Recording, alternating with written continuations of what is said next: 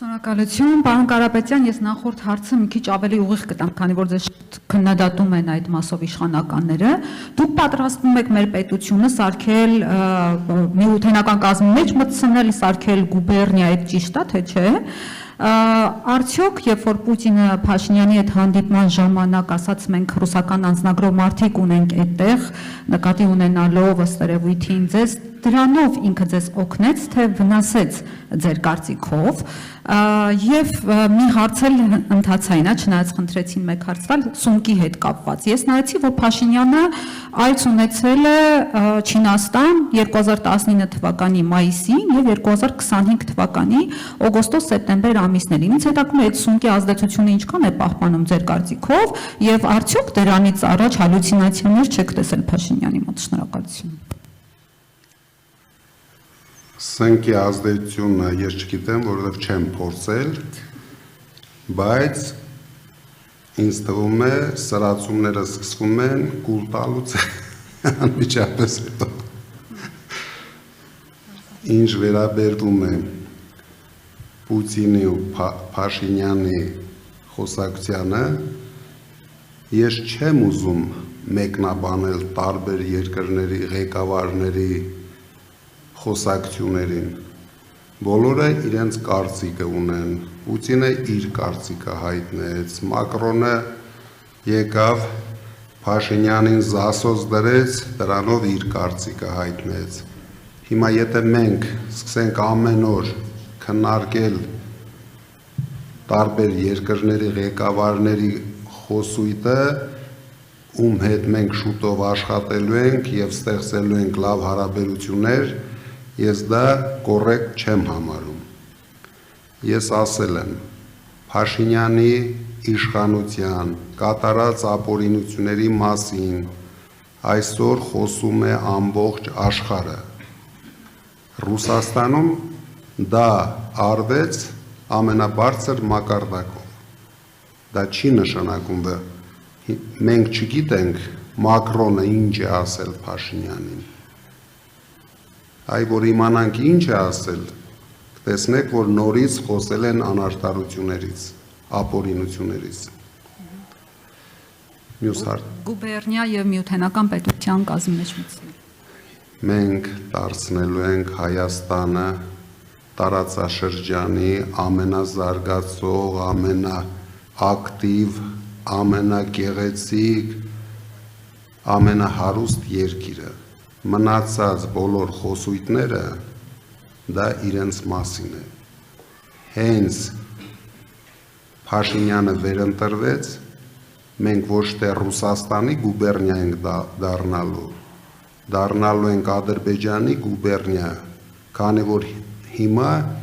ինքը հանդես է գալիս Ադրբեջանի մարզպետի դերում։ Շնորհակալություն, այսօր է։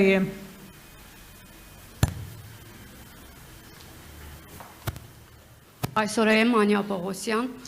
Հայաստանի իշխանությունը հայտարարում է, որ նախատեսում վերսկսվել է ակտիվ աշխատանքը հապկում, դուք իշխանության գալու դեպքում ինչպես եք աշխատելու հապկում եւ նշեցիք, որ Ռուսաստանը համարում եք բարեկամ երկիր, թերևս նաեւ այս հայտարարությունը նկատի ունենալով ձեր ընդդիմախոսները մտավախություն ունեն, որ իշխանության գալու դեպքում Հայաստանի Ռուսաստանից կախվածությունը տնտեսապես եւ քաղաքապես մեծանալու է, հաշվի առնելով այն հանգամանքը, որ ձեր կապիտալի մեծ մասը այդ երկրում է, ինչպես կարձագանքեք։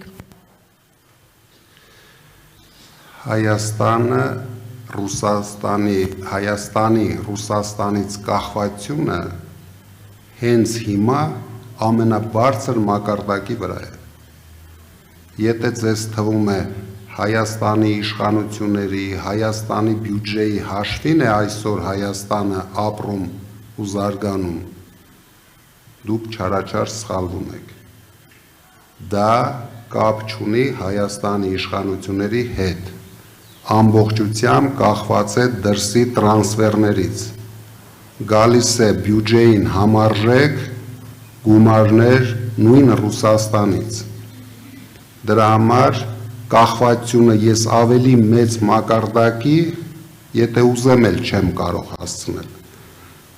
բայց ես հասկանում եմ, որ Ռուսաստանը եղել է, լինելու է մեր ռազմավարական դաշնակիցը, լինելու է մեր գլխավոր տնտեսական դաշնակիցը, որովհետև մենք ուրիշ հնարավորություն այսօր չունենք։ Դա մի հատ կնոպկա սխմելով անջատել հնարավոր չի։ Տարիների ընթացքում մեր պրոֆեսիոնալ աշխատանքի հաշվին դուք տեսնեք, որ մենք գրավում ենք նոր շուկաներ եւ այդ կախվածությունը քչանալու է։ Իսկ հապկի դեպքում չարձագանքեցիք։ Հապկի դեպքում, երբ որ ներկայ իշխանությունները պամպերսները հակած ինչ որ հայտարարություններ են անում, դա չեմ էլ ուզում մեկնաբանեմ, որովհետև իրենք հնարավորություն ունեին, քանի տարի արդեն այդ հայտարարությունները անում են։ Մի հատ ստորագրությամբ դուրս գային հապկից։ Վախենում են, խի դուրս չեն գալիս։ Այսինքն ինչ եք ուզում ասեմ, մենք չունենք երկրորդ ռազմական համագործակցության կառույցը, ոչ մեկ այսօր մեր հետ չի ստորագրի, բայց մենք չենք կարող լինելով փոքր երկիր, գոնե չունենանք ինչ-որ մեկ պետության, դե Փաշինյանը թող երեք Մակրոնի հետ ստորագրեր ռազմատնտեսական փոխօգնության պայմանագիր, ոչ թե երկեր-պարեր բեմերի վրա, կարևոր հարցեր լուծեր մեր երկրի համար։